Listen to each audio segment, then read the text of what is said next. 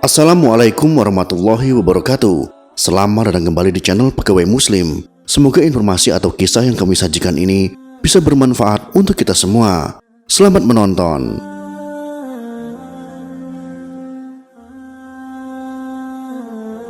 Rabi'ah Al-Adawiyah bernama lengkap Rabi'ah binti Ismail Al-Adawiyah.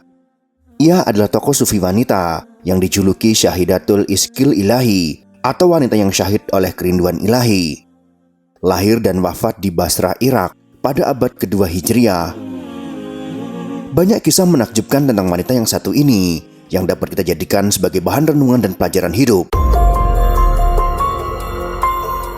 Ulama sufi yang dijuluki sang ratu cinta itu lahir dalam kemiskinan yang sangat. Dikisahkan, tak ada kain yang menyelimuti dirinya, tak ada minyak setetes pun untuk memoles pusarnya, tak ada lampu untuk menerangi kelahirannya. Beliau adalah putri keempat, maka disebutlah Rabi'ah. Sang ayah sedih memikirkan hal ini. Mau pinjam ataupun minta sudah menjadi pantangan bagi dirinya. Semuanya digantungkannya kepada Allah. Dalam kesedihan ia bermimpi bertemu sang nabi yang menghibur hati. Temuilah gubernur Basrah dan katakan, setiap malam engkau kirimkan salawat 100 kali kepadaku, dan setiap malam Jumat 400 kali. Kemarin adalah malam Jumat dan engkau lupa mengerjakannya. Sebagai penebus kelalaianmu itu, berikanlah kepada orang ini 400 dinar yang telah engkau peroleh dengan halal. Gubernur pun memberikan apa yang dikehendaki oleh Nabi, ditambah dengan 2000 dinar bagi sedekah orang miskin. Cukuplah sudah untuk kebutuhan keluarga Rabi'ah. Sampai keadaan berbicara lain. Bencana kelaparan melanda Basrah. Seorang penjahat menculik Rabi'ah untuk kemudian dijual di pasar budak seharga 6 dirham. Majikan membelinya dan memberikannya tugas-tugas yang berat. Siang hari Rabi'ah bekerja sambil berpuasa. Malam harinya dihabiskan untuk bermujahadah dengan Robnya. Kedekatan beralih menuju keakroban. Keakroban membawanya kepada kerinduan dan kerinduan telah mengantarkannya pada cintanya kepada Tuhannya. Aku adalah miliknya. Aku hidup di bawah naungannya. Aku lepaskan segala sesuatu yang telah kuperoleh kepadanya. Aku telah mengenalnya sebab aku menghayati.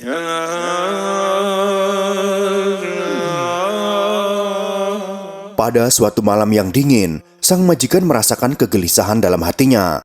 Maka ia pun berjalan ke belakang rumah, memeriksa sekelilingnya, memeriksa kunci-kunci rumahnya. Dan ketika ia sampai di dekat gudang tempat Rabi'ah tinggal, kekagetannya membuat ia sendiri gugup. Lampu yang semula dipegangnya kini terlempar entah kemana.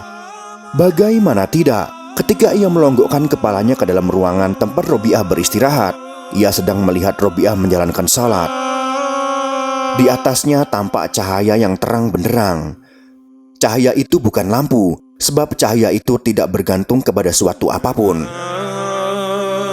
Keesokan harinya Rabi'ah dipanggil. Majikannya menyampaikan keinginannya. Ia membebaskan Rabi'ah sebagai budak. Kini Rabi'ah merdeka.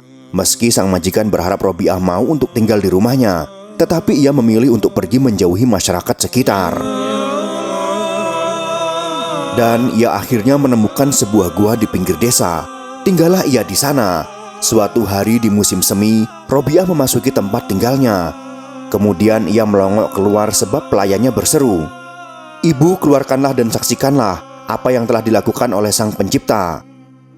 Lebih baik engkaulah yang masuk kemari dan saksikanlah Sang Pencipta itu sendiri." Aku sedemikian asik menatap Sang Pencipta, sehingga apa peduliku lagi terhadap ciptaan-ciptaannya, sahut Rabi'ah dari dalam.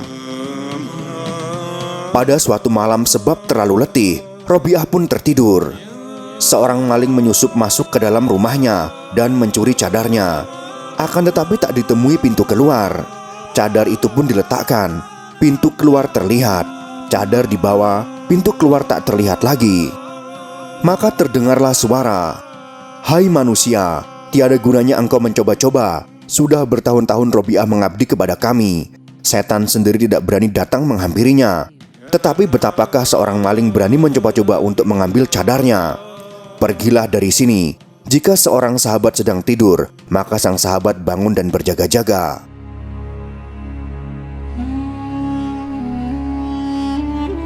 Ketika seorang sahabat mengantarkan seorang kaya yang ingin memberikan uang emasnya kepada Robi'ah, Robi'ah berkata, "Dia telah menafkahi orang-orang yang menghujahnya. Apakah dia tidak akan menafkahi orang-orang yang mencintainya? Sejak aku mengenalnya, aku telah berpaling dari manusia ciptaannya. Aku tidak tahu apakah kekayaan seseorang itu halal atau tidak. Maka betapakah aku dapat menerima pemberiannya?" Di malam-malam hari yang sepi dan sunyi, dalam kerinduannya dengan Sang Maha Pencipta, Robi'ah bergumam sambil bersujud, "Ya Allah, apapun yang akan Engkau karuniakan kepadaku di dunia ini, berikanlah kepada musuh-musuhmu. Dan apapun yang akan Engkau karuniakan kepadaku di akhirat nanti, berikanlah kepada sahabat-sahabatmu, karena Engkau sendiri cukuplah bagiku. Ya Allah, semua jerih payahku dan semua hasratku di antara kesenangan-kesenangan dunia ini adalah untuk mengingat Engkau. Dan di akhirat nanti, di antara segala kesenangan akhirat adalah berjumpa denganmu. Begitulah halnya dengan diriku, seperti yang telah kukatakan. Kini berbuatlah seperti yang Engkau kehendaki." Seperti yang telah kita ketahui, Robi'ah Al-Adawiyah sama sekali tidak memikirkan dirinya untuk menikah. Sebab menurut Robi'ah, jalan tidak menikah merupakan tindakan yang tepat untuk melakukan pencarian Tuhan, tanpa harus dibebani oleh urusan-urusan keduniawian. Padahal banyak lelaki yang berupaya untuk mendekatinya, bahkan meminangnya. Di antaranya yaitu Abdul Wahid bin Zaid, seorang yang zuhud dan warok, salah seorang ulama terkemuka di kota Basrah. Abdul Wahid pernah mencoba meminang Robi'ah, tapi lamarannya itu ditolaknya dengan mengatakan, "Wahai lelaki sensual, carilah perempuan sensual lain yang sama dengan mereka. Apakah engkau melihat adanya satu tanda sensual dalam diriku?" kata Robi'ah. Selanjutnya Robi'ah Al-Adawiyah juga dilamar oleh Mahmud bin Sulaiman Al-Hasimi, seorang Amir Abbasiyah dari Basrah. Untuk memperisti Robi'ah, ia sanggup memberikan mahar sebesar 100.000 dinar. Tetapi dijawab oleh Robi'ah, "Aku sungguh tidak merasa senang bahwa engkau akan menjadi budakku dan semua milikmu engkau berikan kepadaku, atau engkau akan menarikku dari Allah meskipun hanya beberapa saat." Dalam riwayat lain disebutkan, sahabat Robi'ah bernama Hasan Al-Basri juga berniat untuk menikahi Robi'ah Al-Adawiyah, bahkan mendapat dukungan dari ulama sufi lainnya, sehingga mendesak Robi'ah untuk menikah dengannya. Karena desakan itu, akhirnya ia mengajukan sebuah syarat berupa beberapa pertanyaan. Ia kemudian mengatakan kepada Hasan Al-Basri, "Jika engkau dapat menjawab 4 pertanyaanku, aku pun akan bersedia menjadi istrimu." Hasan Al-Basri berkata, "Bertanyalah dan jika Allah mengizinkanku, aku akan menjawab pertanyaanmu." Lalu ia memulai pertanyaan yang pertama, "Apakah yang akan dikatakan hakim dunia ini saat aku mati? Akankah aku mati dalam Islam atau murtad?" Hasan Al-Basri pun menjawab, "Hanya Allah yang maha mengetahui jawabannya." Ia melanjutkan pertanyaannya yang kedua, "Pada saat aku dalam kubur, mampukah aku menjawab pertanyaan malaikat Munkar dan Nakir?" Hasan Al-Basri menjawab kembali, "Hanya Allah yang maha mengetahui." Kemudian pertanyaan yang ketiga, "Bagaimanakah aku akan menerima buku catatan amal di tangan kanan atau tangan kiri?" Hasan Al-Basri pun kembali menjawab, "Hanya Allah yang maha tahu." Ini pertanyaan terakhir. Sebagian manusia akan masuk surga dan sebagian lagi masuk neraka. Di kelompok manakah aku akan berada? Hasan Al-Basri pun lagi-lagi menjawab, "Hanya Allah yang maha mengetahui semua rahasia yang tersembunyi itu." Itulah sekelumit kisah tentang ratu para sufi yang mengajukan pertanyaan kepada manusia, tetapi tidak ada satu manusia pun yang dapat menjawabnya.